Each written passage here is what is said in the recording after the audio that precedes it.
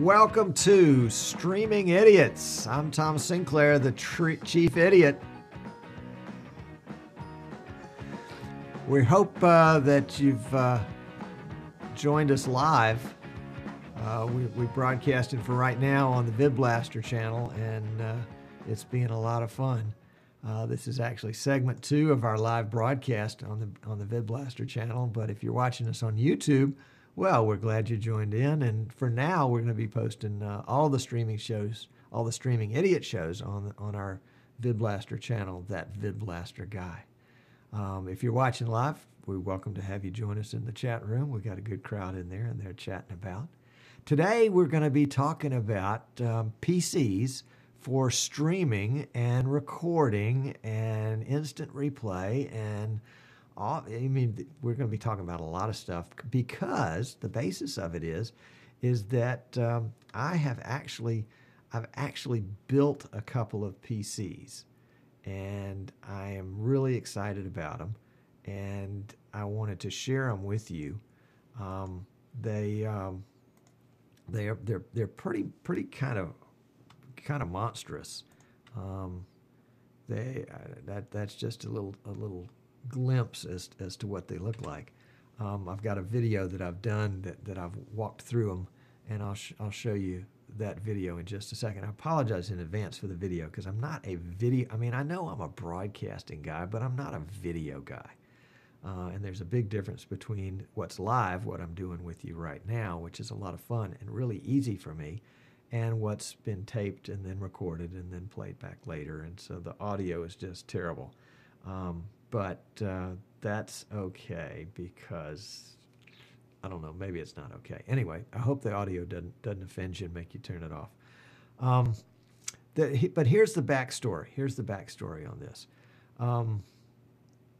A client or a potential client approached me about 6 weeks ago about how they would go about putting together hardware and software that would allow them to stream live video from a racetrack. And they wanted to stream it online so that they could do pay-per-view. And they wanted to put portions or all of it up on the Jumbotron at the track. And of course, they wanted to record it so that they could have it available on video on demand for folks that couldn't watch it live. And they also wanted to incorporate instant replay, and they wanted to incorporate video advertisements and pre-recorded interviews and have graphic overlays and all of that stuff. And as we talked, I'm generally, for those of you that have followed some of our shows, I'm kind of a one-man, one PC kind of guy. But what I realized was that whoever this one man is was going to have to be Superman, because there was no way he was going to be able to do all of this stuff on one PC. He just wouldn't have enough hands. The instant replay alone. Oh, and by the way, here's the critical part of it. They want to do it with 8 high-definition cameras. There's no way one person's going to do all that. So very early on in the design process, we realized that this needed to be split into 2 different PCs. Now, I'm the one PC guy, but I realized that really wasn't a realistic approach, and was going to, and it was doomed to failure, frankly. And that's the design process: is to try to anticipate as many potential problems and bottlenecks and dead ends, so that you avoid them, frankly. And so early on, we made the decision this was going to be a 2 PC build. Now, one of their requirements was that the PCs be interchangeable, so that if there was a failure on the primary streaming PC, that the instant replay PC could be put into use for that within a very quick period of time, like 30 seconds. And so we were working under that requirement. So the PCs have essentially the same configuration. The video that I'm going to show you in just a minute does outline that configuration, so I'm not going to steal all its thunder. But they really wanted 8 high-definition cameras. The part of the plan was that a lot of these cameras would be static, would be just, permanently, not permanently mounted, but fixed in fixed positions during the race and wouldn't need an operator. So there would be a camera at the entrance to turn 1, and a camera showing the exit of turn 2, that kind of thing. Maybe a camera in the pits, maybe a camera at the finish line, and then, a couple of 3 cams that would have operators, and so that they could move around and show action as it was happening. They wanted to make extensive use out of instant replay, and with 8 cameras, it became pretty clear to me up front that the only way to do that was going to be to dedicate a PC to instant replay. So, the 2 PC split, so far as the duties go, PC number 2 is going to be instant replay, and that guy's job is to, record the instant replay and have it queued up and ready for PC number 1 to receive whenever it's time. The earlier segment we did today, we showed how to hook 2 PCs together using Black Magic Intensity Pro cards, with one PC sending video from VidBlaster to another PC, accepting that video as a camera feed. So if you want to see that, that's on our YouTube channel, that VidBlaster Guy. We'll have that posted up today. Today is April 9th, 2014. The primary PC would have the functions of streaming live, recording what's streamed, displaying what's streamed on the Jumbotron, which would obviously be a combination of live and instant replay, and then include the videos for pre-recorded ads and pre-recorded interviews, and then, of course, all the other graphics that you have to have when you have all that. So we're in the process of building those beasts. The client is flying down next week to have a day of training and pick them up and drive them back to his location. And it's coming along really, really well. It's really kind of cool. Let me cue up this this video and let it go through. I know we've got a bunch of guys in the chat room, and I will try to address your questions as we finish the video. So let's with no further ado, as much as it really is a bunch of ado, let's go to the video. Hi guys, Tom Sinclair here with our latest monster PC build. It's a very exciting project, been working on for a while for a video company out of Michigan that has a contract to do some racing this summer. So we're building a couple of PCs, one that will be sort of a streaming and live switching PC, and one that'll be dedicated to instant replay. The real bugaboo with the build has been that they want to pull in 8 high definition cameras into each PC, the same 8 into each PC. So they'll have 8 cams available live and 8 cams available on instant replay. They want to record each one, the single feed from each of the 8 cams, as well as have a record of the actual stream. And they want to output it to a Jumbotron, as well as stream it online and record it. So it's been an interesting set of specs and an interesting build. The PC on the right here is based on the Intel i7 4930K processor. That's the LGA 2011 footprint. It is attached to the the Asus Sabertooth X79 motherboard. We're running Windows 7 64 Pro. The main drive for the system is a solid-state hard drive. I like the Intel. It's a 335. It's a 240 gig solid-state hard drive. I like the Intel for reliability. That's the last thing you want to fail is your main drive. It's also backed up by 10 terabytes of platter drives, the 5 that are 2 terabytes apiece. The video card for the monitors is a Sapphire Radeon HD 6570, the 2 gigabyte version, It has a Dynatron cooler tower, because you remember the cooler doesn't come with the Hex-Core processor. They're assuming that you're going to overclock that beast, even though it's a Hex-Core, and so you have to buy a separate aftermarket cooler. I've got G.Skill Aries RAM, 32 gigabytes, the 1866 speed.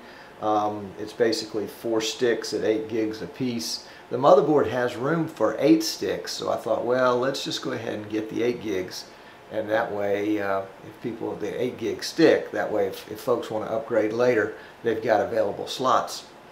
Instead of getting, what would it be, 8 4-gig sticks, we just got 4 8-gig sticks. Got a 1,000-watt power supply from Xeon. The hard drives are Seagates. We've got an Asus DVD burner. Probably the most fun part of it is that we've got a pair, 2 Black Magic Decklink Quad cards, so each one capable of bringing in 4 HD inputs, and then we've got a Black Magic Intensity Pro that functions as an input on one machine and an output on another machine. All of this is mounted in a Rosewill rack mount server chassis, so it can be permanently installed in the press box at the racetrack. Let's take a close-up of some of these, some of these components.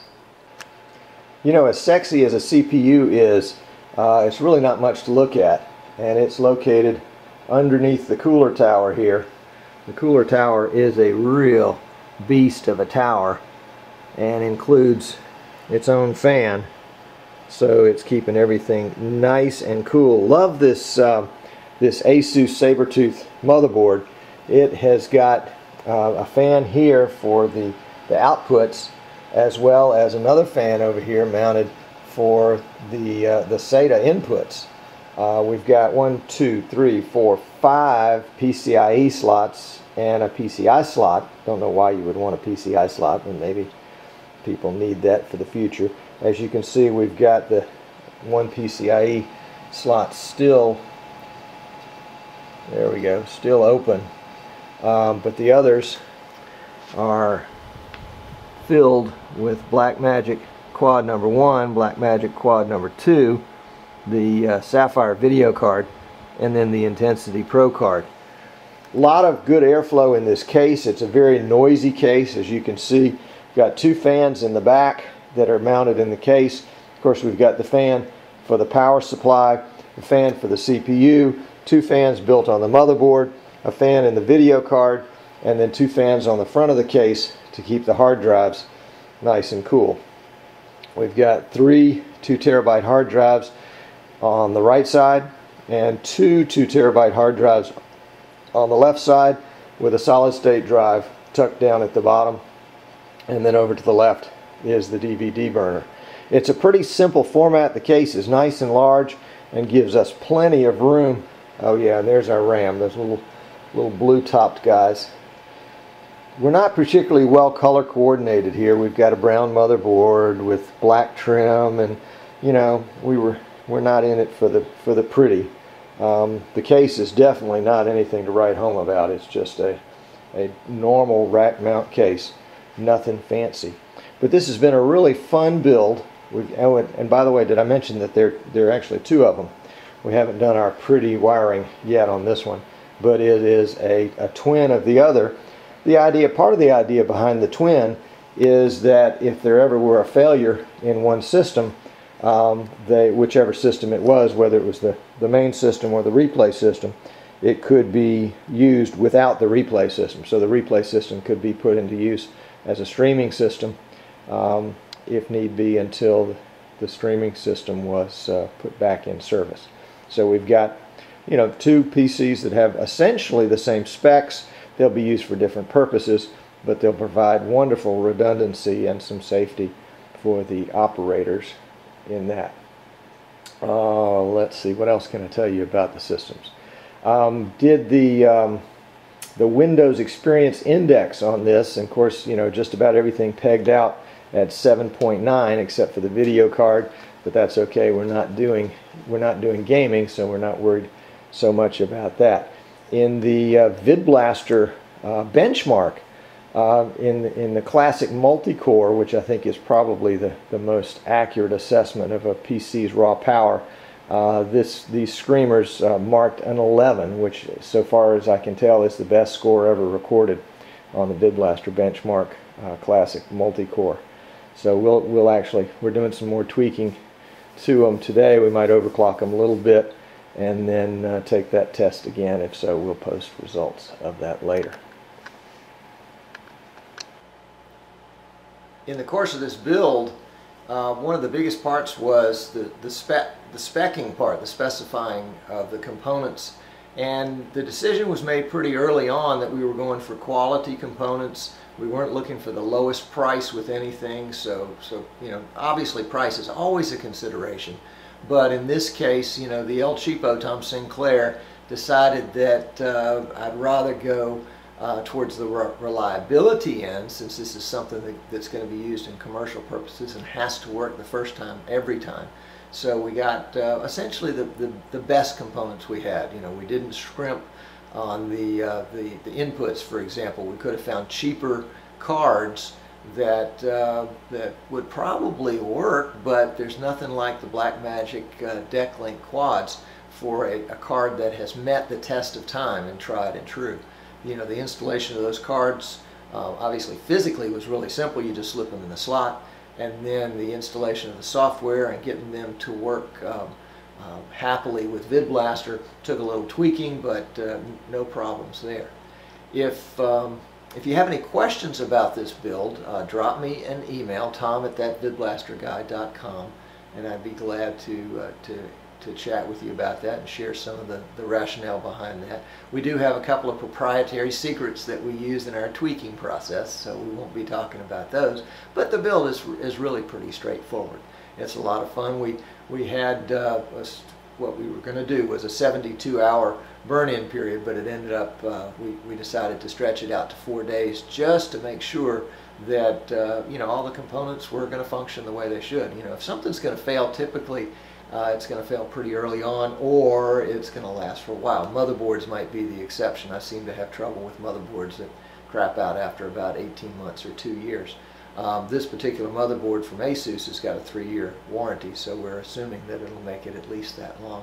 And by then the technology will have changed so that you know, a motherboard swap with a processor swap can freshen this case up and make it ready for the next 4 or 5 years after that.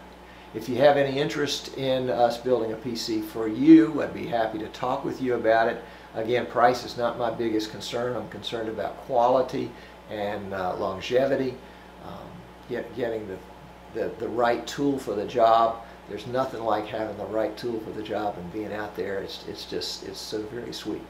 Contact me, tom@vidblasterguy.com. Be delighted to chat with you about that. This has primarily been the hardware part of the build. We'll be talking about the software part of the build in a different set. Thanks for tuning in.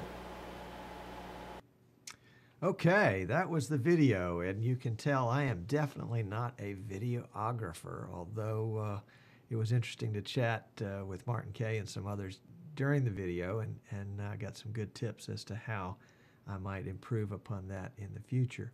But quite an interesting PC build. It's been a lot of fun, obviously, to put that kind of stuff together and to make the different choices of how to make it work all together. The next step in the testing process is to simulate two different things. One will be to simulate on the streaming PC, that is the PC that's doing the live action, the ISO recording on the 8 cameras simultaneously and the stream feed. So we'll be recording 9 different feeds simultaneously. It'll be interesting to see how that happens. Real pleased with the early testing and that the CPU usage was very low.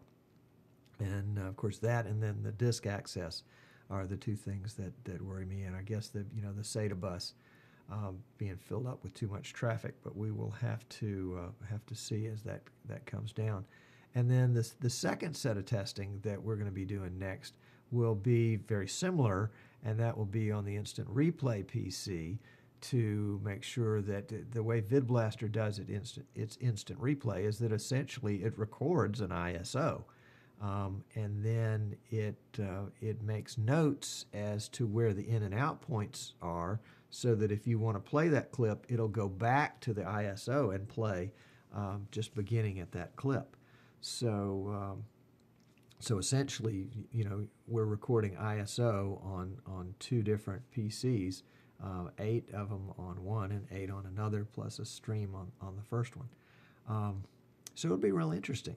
I have very, very high hopes that everything will work smoothly, and got some tricks in my trick bag that hope I don't have to go too deep into. We hope things work exactly the way they're designed the first time out of the box, but we live in the real world. That's not always the case. Things don't always work as you designed or as you hoped they would, and so fortunately, I have a really good expert behind me that knows all the questions. Knows all the answers and knows all the questions. Sometimes the key is not the answer, but framing the right question. In order to get the answer, you've got to ask the right question. So that is a good look at our PC build. We'll probably be doing an update on that in a couple of weeks after we deliver it to the client and testing came out.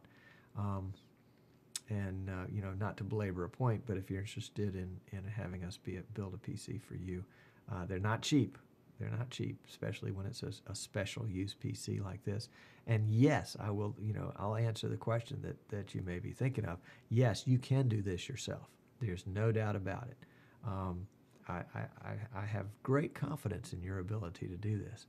But because a lot of it is all the technology is built into the components, number one, and most of it is pretty intuitive, number two, and as long as your goals are not too lofty and your design is reasonable, then you probably can pull it off.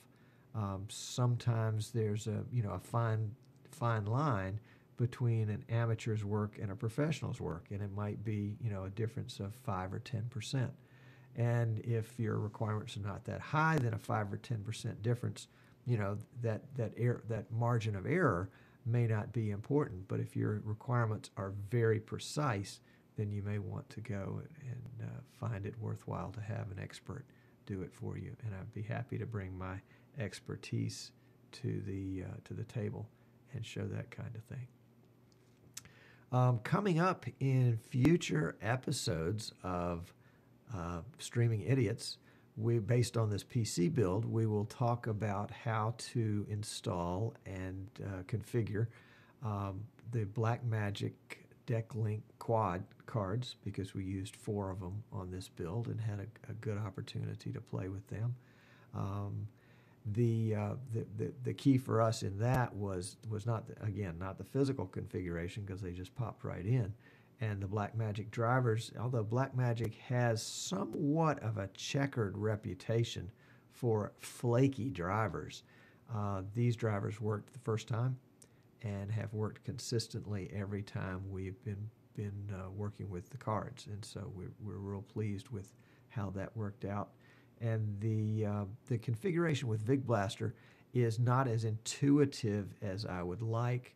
I haven't tried it with Wirecast or vMix yet, but I will, just to get a feel for that.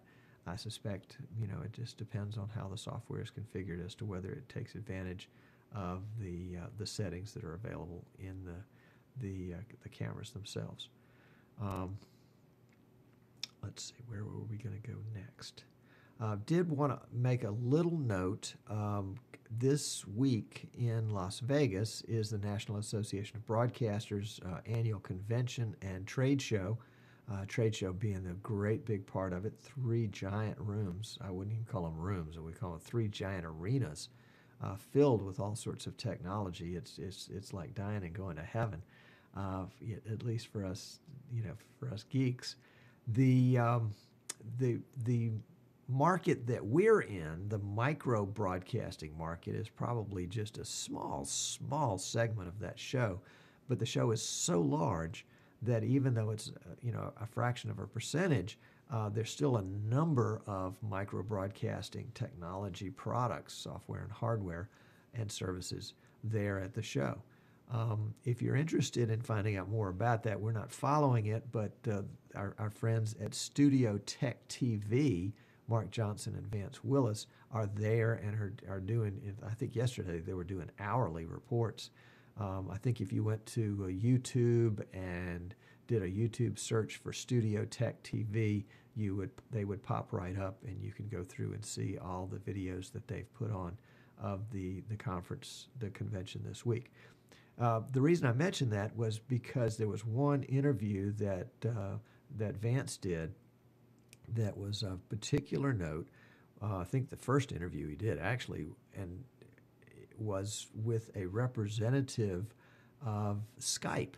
As you recall, Skype has been purchased by Microsoft, and so Skype has come to the NAB with an announcement. They have a booth there, and they are announcing a special Skype just for broadcasters. Now, folks that do our kind of broadcasting have been complaining for years about how difficult Skype is, and that they're always changing something and causing things that we're doing not to work. You remember the debacle a year or so ago when Skype changed something, and all of a sudden the VidBlaster, the Wirecast virtual video device would not work anymore with Skype.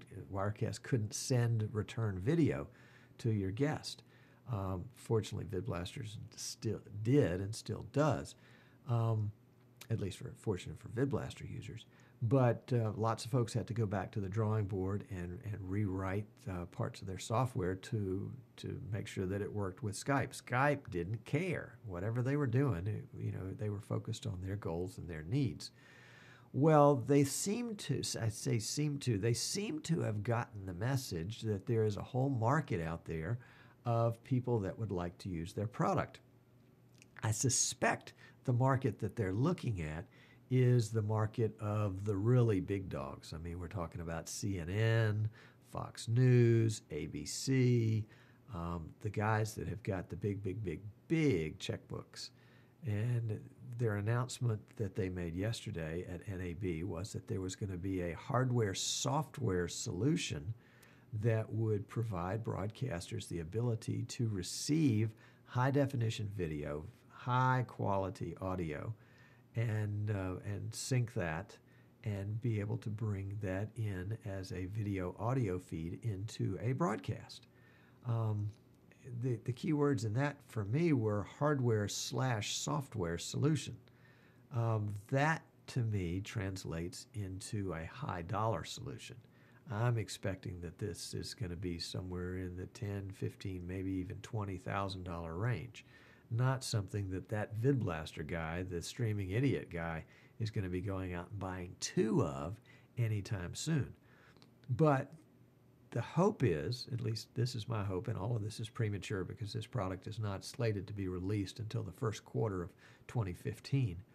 But my hope is that there'll be a software-only solution that will be kind of a light version that will be more reasonably priced, that will come down the pike. And for those of us that do a lot of bringing guests in on Skype, or bringing multiple guests in on Skype, I mean, there's nothing worse than bringing 3 guests in on Skype, getting screen capture all set up, and then one of the guests drops their feed. They get disconnected for some reason, and Skype reorganizes the videos, which were 3 boxes, are now 2 boxes, and their orientation is different and their positioning is different, which throws off the screen capture. What I got, and I may have not heard this properly, but what I understood from the interview was that that's to grab their video as opposed to take a screen capture of it. So the video would come in as a camera source as opposed to a screen capture. I think that would be significant and would really be a big plus if that's the case. So that's the news, at least so far from NAB, that I think is worthy of note. But I think you can keep up with all of the news that micro broadcasters like us are interested in through Studio Tech TV on YouTube, and they should be pretty easy to find. That brings us to the end of our time. I appreciate those of you that tuned in live. I appreciate you guys tuning in. I invite y'all to stay with us for the post-show after party. And I think Dr. Campbell is bringing drinks, so we'll all sit around and have a cold one on him. But I also invite you to join us again next week. We're on Wednesdays at 3:30 Eastern, 8:30 United Kingdom, and available on YouTube. This will probably be posted on Friday, and so we delay this post by just a few days to allow the VidBlaster show to kind of have preeminence, because that's our bread and butter show at this point. We're at the end of our alpha shows. We'll be starting beta shows next week, so we'll have to see what kind of improvement comes in those. I'm Tom Sinclair, your chief streaming idiot. It's been my pleasure, my delight to bring this to you today, and I look forward to having you back again with me next time. Until then, don't you just like this music?